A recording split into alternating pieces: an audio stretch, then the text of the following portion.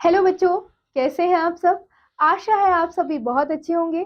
तो आइए बच्चों, शुरू करते हैं हमारा अगला पार्ट, जो कि है पार्ट 6, मरुस्थलीय प्रदेश सऊदी अरब, यानी कि डेजर्ट रीजन सऊदी अरेबिया।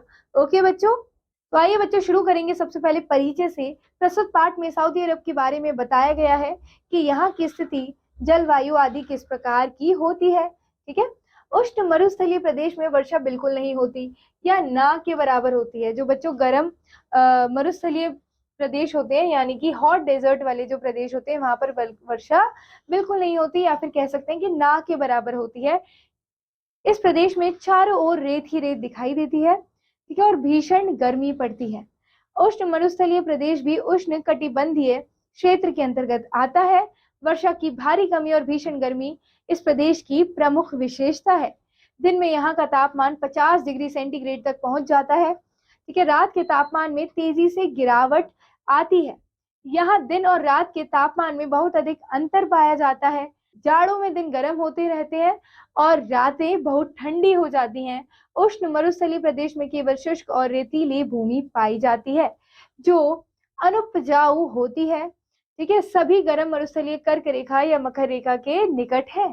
ठीक है, ये उत्तरी और दक्षिणी दोनों गोलार्धों में स्थित है। ठीक है बच्चों, अब देखिए यहाँ पर दिए गए मानचित्र में उष्ण मरुस्थलीय प्रदेश का विस्तार देखिए। तो बच्चों ये है यहाँ पर उष्ण मरुस्थलीय देश का विस्तार, आप देख सकते हैं यहाँ पर।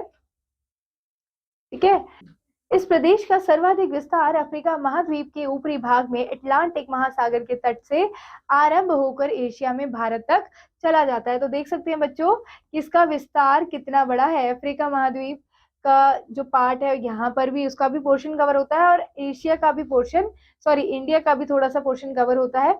इसका कुछ भाग उत्तरी अमेरिका, दक्षिणी अमेरिका और ऑस्ट्रेलिया महाद्वीप में भी पड़ता है। तो बच्चों इसका कुछ भाग देख सकते हैं आप यहाँ पर। कैलिफोर्निया मरुस्थल है यहाँ पर उत्तरी अमेरिका में, फिर दक्षिणी अमेरिका में अटाकामा मरुस्थल है, और अंटार्कटिका में बच्चों यहाँ देख सकते हैं आप विक्टोरिया मरुस्थल है। ठीक है, उत्तरी अमेरिका में कोलोराडो, दक्षिणी अमेरिका में अटाकामा। ओके, अफ्रीका के ऊपरी भाग में सहारा, और दक्षिणी पश्चिमी अफ्रीका में कालाहारी, तथा भारत में थार विश्व के प्रसिद्ध मरुस्थल है। तो यहाँ पर बच्चों विश्व के प्रसिद्ध मरुस्थल दिखा रहे हैं। ये है अरब मरुस्थल, फिर यह है सहारा मरुस्थल, कैलिफोर्निया मरुस्थल, फिर यहाँ पे अटाकामा मरुस्थल, और ऑस्ट्रेलिया में है बच्चों विक्टोरिया मरुस्थल। ठीक है, और अब अफ्रीका में एक और है कालाहारी मरुस्थल। इस पाठ के अंतर्गत हम शुष्क व गर्म मरुस्थल के बारे में पढ़ेंगे। सऊदी अरब इस प्रकार के मरुस्थल का सबसे अच्छा उदाहरण है। बच्चों सबसे पहले पढ़ेंगे हम गर्म मरुस्थलीय प्रदेश, यानी कि हॉट डेजर्ट। इस प्रदेश के लोगों का जीवन कैसा होता है, कैसे वे इस वातावरण में रहते हैं, इन्हीं सब बातों का अध्ययन करने के लिए हम गर्म मरुस्थलीय प्रदेश में स्थित अरब प्रायद्वीप से सऊदी अरब देश का वर्णन करेंगे। ठीक है बच्चों, तो सबसे पहले पढ़ेंगे इस देश की स्थिति यानी कि लोकेशन के बारे में। सऊदी अरब एशिया महाद्वीप में लाल सागर और पारस की खाड़ी के बीच में स्थित है। ठीक है, आप देख सकते हैं बच्चों कि किस किस के बीच में स्थित है। ये रेड सी यानी कि लाल सागर और फारस की खाड़ी के बीच में स्थित है। इसने अरब प्रायद्वीप का लगभग सारा क्षेत्र घेरा हुआ है, जो 3 ओर समुद्र से घिरा है। ये भारत के पश्चिम में स्थित है। सऊदी अरब के संयुक्त अरब अमीरात, यमन, कुवैत, ओमान, जॉर्डन, कतार आदि सीमावर्ती प्रदेश हैं। सऊदी अरब से कर्क रेखा बीचों बीच से होकर गुजरती है। पूरा सऊदी अरब एक पथरीला पठार है। इसके चारों ओर रेत ही रेत फैला हुआ है। सऊदी अरब का समुद्रीय तटीय मैदान थोड़ा सा उपजाऊ होता है। ठीक है, अब बच्चों इस देश के क्लाइमेट के बारे में जानेंगे। सऊदी अरब की जलवायु गर्म व कठोर है। सूर्य की किरणें वर्ष भर इस देश में सीधी पड़ती हैं। गर्मियों में असहनीय गर्मी पड़ती है। वर्षा नहीं के बराबर होती है। रात में ठंड होने से रातें सुहावनी ठंडी होती हैं। दिन में प्रायः रेत की तेज आंधी चलती है।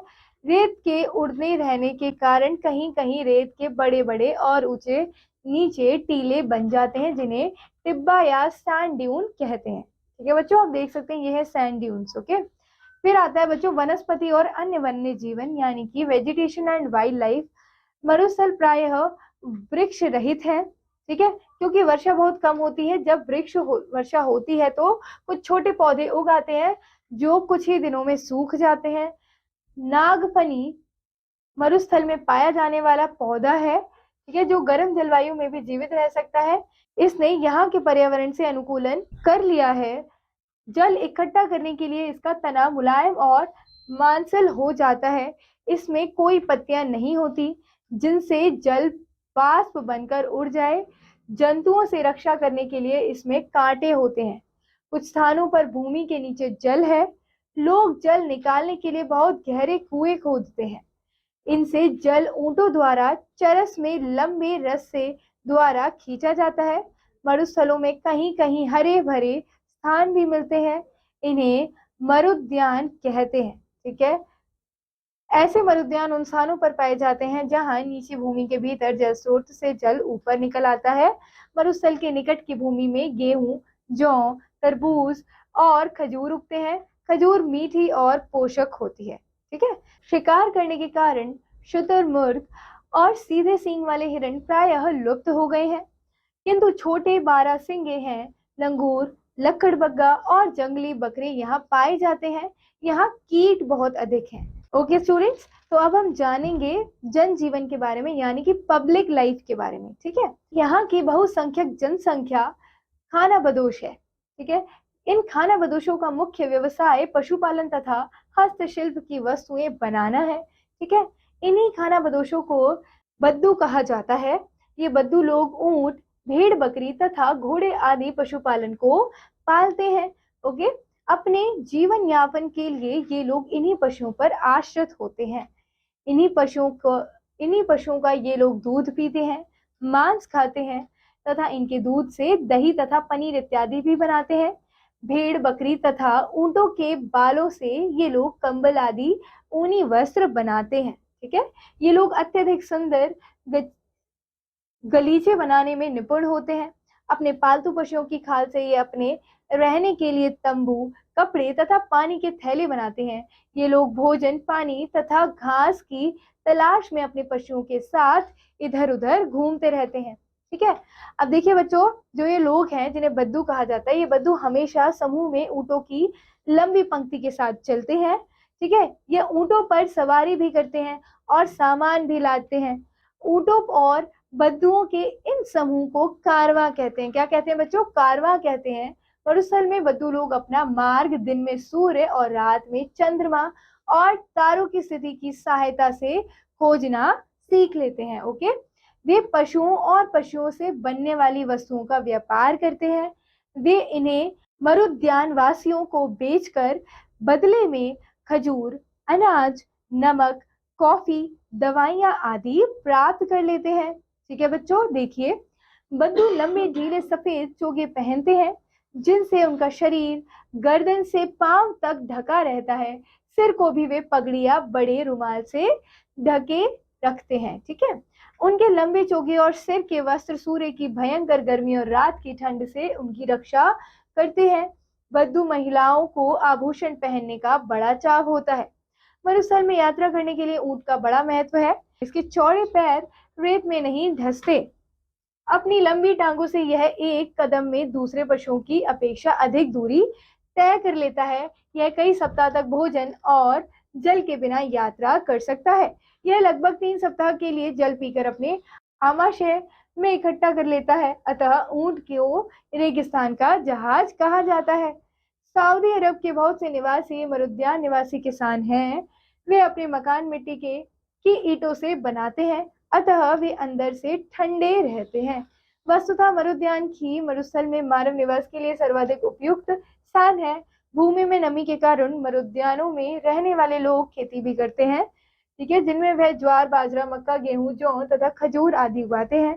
खजूर ही यहाँ की मुख्य फसल है, जिसका विदेशों को भी पर्याप्त मात्रा में निर्यात किया जाता है।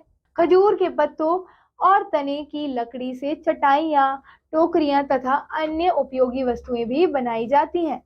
आगे बच्चों हम पढ़ते हैं बद्दुओं का बदलता जीवन, यानी कि changing lives of the nomads. Okay, तो यहाँ पे लाइन्स नहीं आएगा, यहाँ पर लाइव्स आएगा।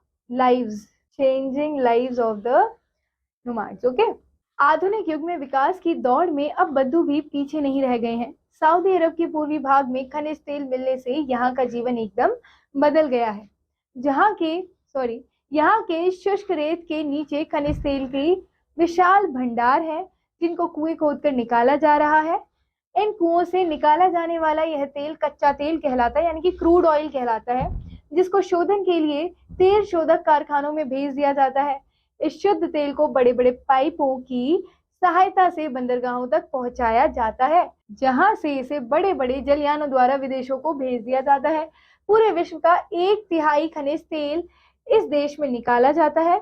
इस तेल के निर्यात से प्राप्त होने वाले धन से यहाँ के लोगों की काया ही पलट गई है, इसलिए इसे तरल सोना भी कहा जाता है। ठीक है, इसे क्या कहा जाता है? तरल सोना भी कहा जा सकता है।